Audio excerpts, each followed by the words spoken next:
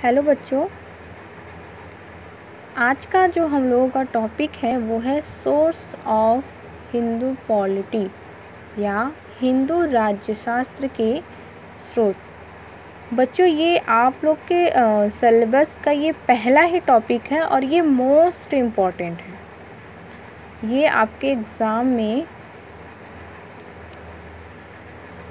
सबसे पहले नंबर पे ये क्वेश्चन पूछता है कि प्राचीन भारत में हिंदू राज्यशास्त्र के स्रोतों का वर्णन कीजिए। तो बच्चों, आज मैं आप लोगों को हिंदू राज्यशास्त्र के स्रोत के बारे में विस्तार से समझाऊंगी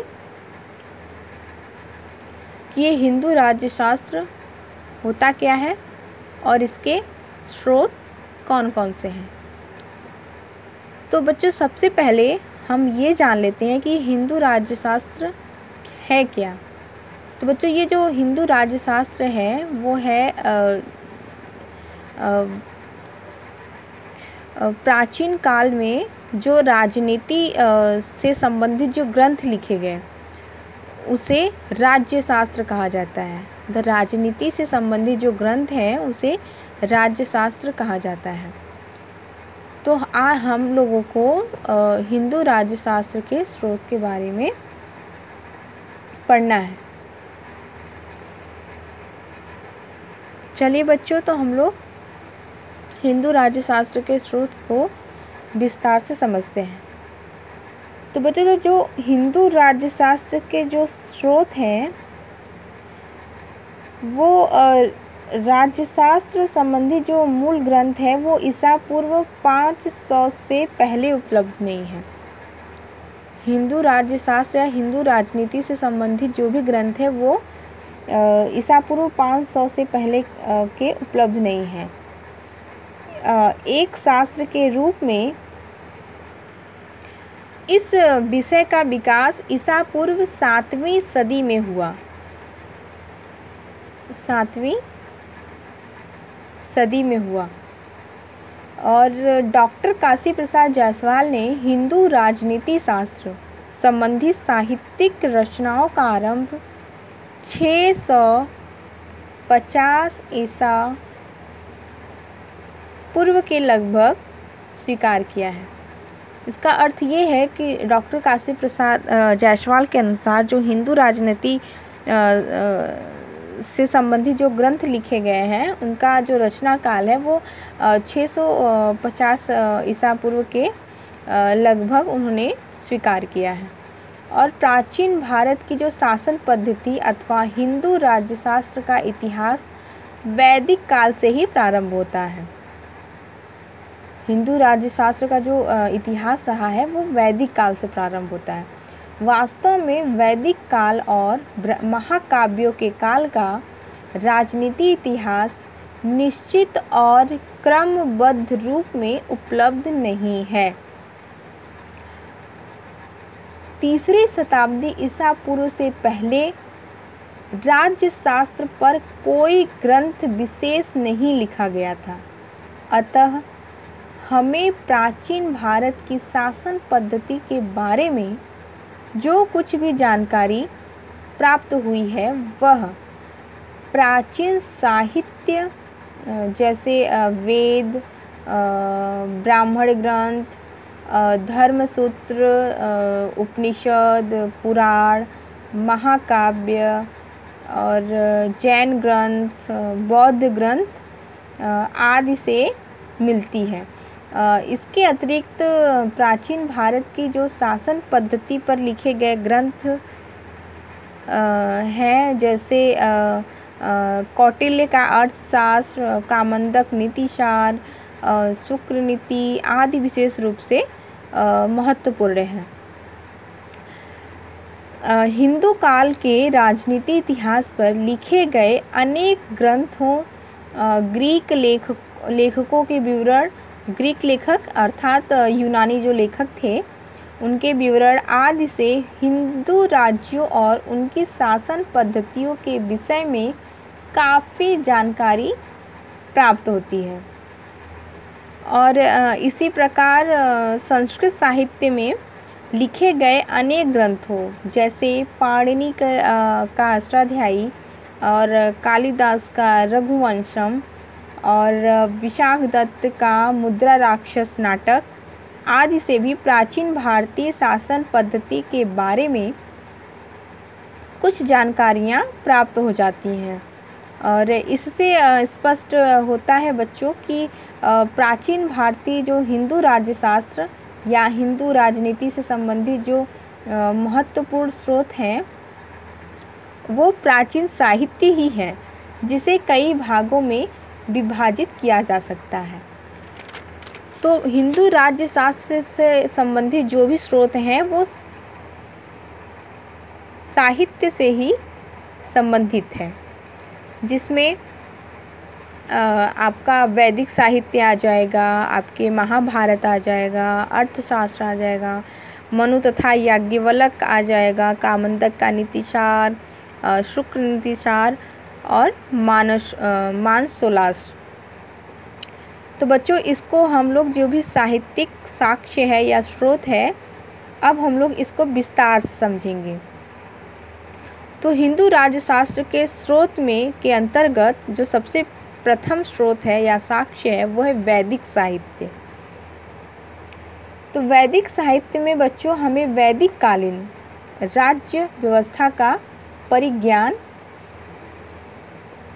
होता है और इसमें राजा और उसका राज्याभिषेक, राज्यारोहण तथा उसके द्वारा किए जाने वाले अनेक यज्ञों का विवरण प्राप्त होता है। जो वैदिक साहित्य है उसमें वैदिक कालीन जो राजा का राज्याभिषेक कैसे होता था, उसका राज्यारोहण के बारे में तथा उसके द्वारा किए जाने वाले अनेक यज्ञों के बारे में विवरण प्राप्त होता है। इसी विषय में बच्चों प्रोफेसर राम शरण शर्मा का मत है कि ईसा पूर्व करीब 1000 से लेकर 500 ईस्वी तक का काल राज्य व्यवस्था का चित्र तैयार करने के लिए यह आवश्यक है कि कर्मकांड की जो छानबीन है वो विवेक पूर्वक की जाए।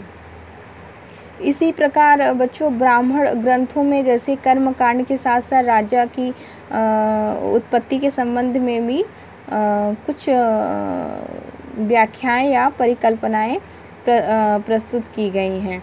इसी प्रकार जो उपनिषद है वैदिक साहित्य के अंतर्गत उसमें भी तत्व चिंतन से संबंधित ग्रंथ मानी गई है, किंतु राजा की उत्पत्ति और ऐसी ही अन्य बातों पर से इनका कोई संबंध नहीं है। बच्चों अब जो हमारा जो नेक्स्ट स्रोत है हिंदू राज्यशास्त्र के जो स्रोत है उसके अंतर्गत महाभारत आता है। बच्चों राज्यशास्त्र के ज्ञान की दृष्टि से यह ग्रंथ अत्यधिक महत्व का है। जो महाभारत है वो राज्यशास्त्र के ज्ञान की दृष्टि से अगर देखा जाए तो ये ग्रंथ अत्यधिक महत्व का है और इसमें इसे प्राचीन भारतीय ज्ञान का विश्वकोश कहा जा सकता है। जो महाभारत है इसे प्राचीन भारतीय ज्ञान का विश्वकोश कहा जा सकता है।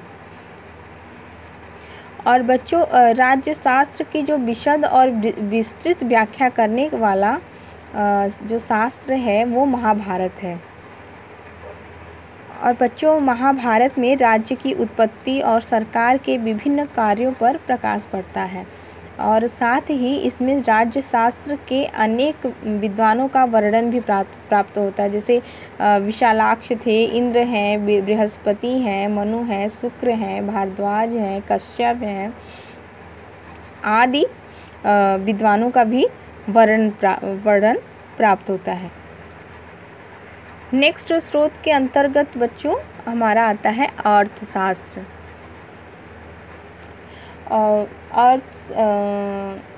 बच्चों राज्यशास्त्र के जो प्रकांड पंडित कौटिल्य के अर्थशास्त्र का स्थान राजनीतिक ग्रंथों में अत्यंत उच्च स्थान रखता है। आपको पता होगा कि अर्थशास्त्र जो है वो राजनीति संबंधी ग्रंथ है और इसकी रचना कौटिल्य ने की है।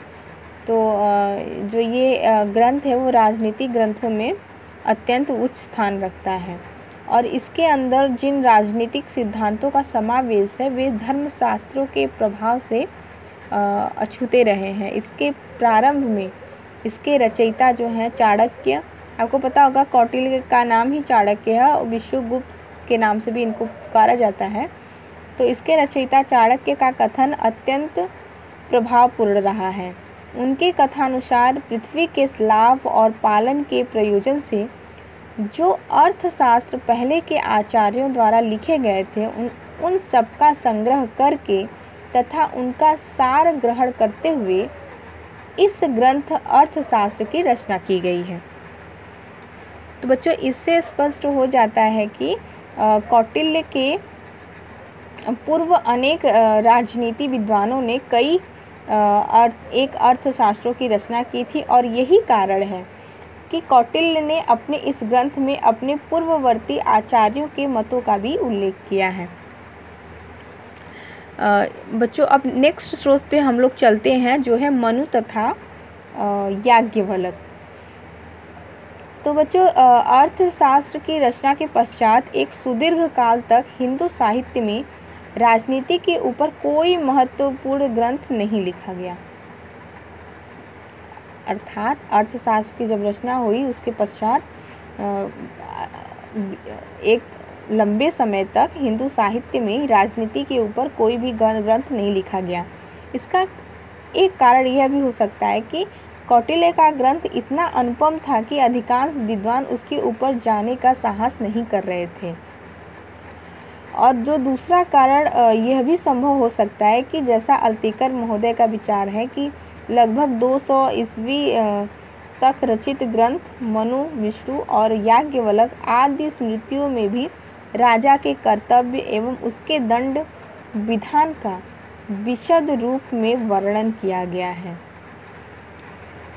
और बच्चों इन ग्रंथों को भी काफ़ी लोकप्रियता भी प्राप्त हुई थी और इन ग्रंथों के प्रकाश में आने से राज्यशास्त्र पर काफ़ी प्रभाव पड़ा और ये स्मृतियाँ भी प्राचीन भारत के राज्यशास्त्र के अध्ययन के महत्वपूर्ण स्रोत हैं।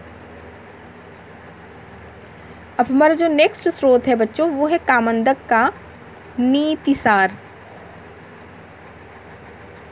तो बच्चों जो कामंडक का नीतिसार है वो कौटिल्य के अर्थशास्त्र के बाद राज्य और शासन पर लिखे गए ग्रंथों में कामंडकीय नीतिसार और शुक्र नीति का महत्व अन्य सभी ग्रंथों से बढ़कर है।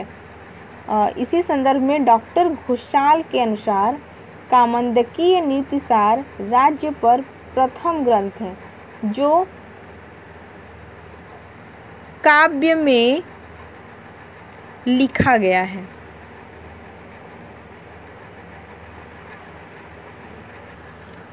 यद्यपि नीतिसार की गणना नीति पर लिखे गए ग्रंथों में होती है किंतु अल्तेकर के अनुसार व्यवहारतः यह कौटिल्य के अर्थशास्त्र का सारांश मात्र है।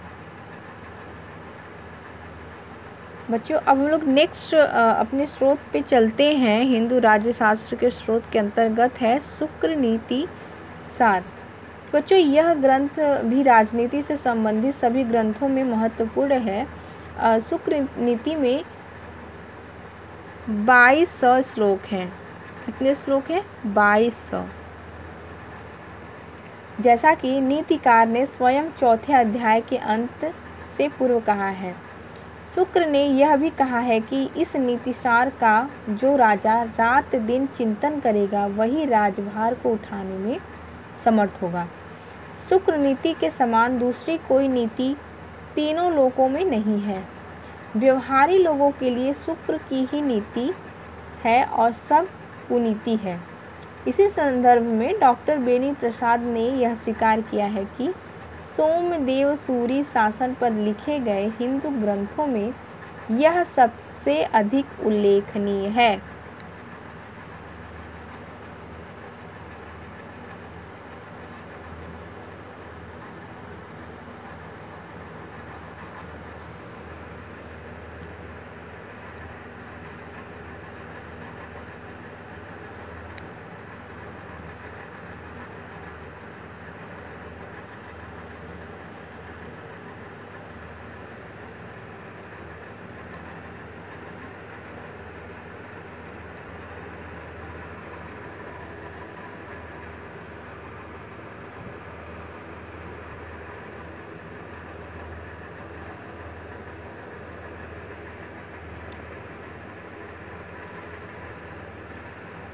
बच्चों, अब तक तो हम लोगों ने हिंदू राज्य शास्त्र के स्रोत के अंतर्गत वैदिक साहित्य को लिया, महाभारत को, अर्थशास्त्र को, मनु तथा याज्ञवल्क्य को, कामंदक का नीतिसार, शुक्र नीतिसार और मानसोल्लास, इन उपर्युक्त ग्रंथों के अलावा कुछ अन्य ग्रंथ भी हिंदू राज्य शास्त्र के स्रोत के रूप में दिखाई पड़ते हैं।